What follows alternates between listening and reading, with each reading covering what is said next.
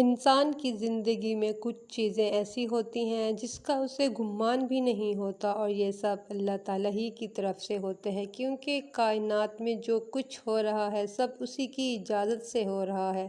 پھر تم یہ کیسے سوچ سکتے ہو جو تمہارے ساتھ ہو رہا ہے اس سے مالک بے خبر ہے یا تمہارے اچھے دن نہیں آ رہے؟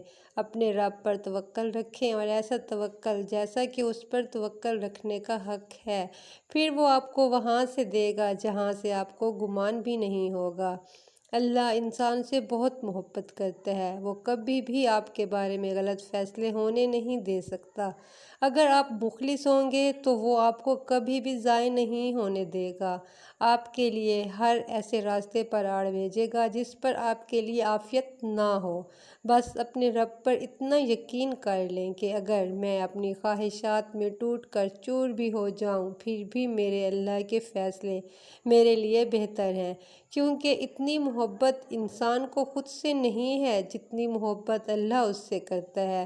تو جو بھی تم رب کی محبت کے مقابلے میں ہار جاؤ تو سمجھ جاؤ کہ اس ہار سے بڑھ کر کوئی نعمت نہیں۔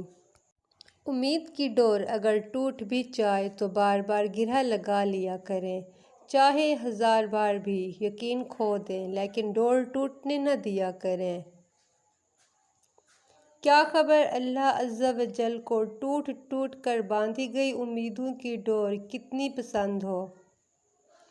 کیا خبر اللہ تعالیٰ کو آپ کا بار بار روتے ہوئے اسے پکارنا کتنا عزیز ہو؟ اللہ تعالیٰ دیکھتا ہے جب تم سجدوں میں تڑپتے ہو، جب تم دعا کے لیے ہاتھ اٹھا کر خاموش ہو جاتے ہو۔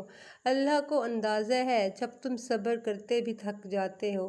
اللہ کو ہر اس لمحے کی خبر ہے جب تم بے بس ہو کر خاموش ہو جاتے ہو۔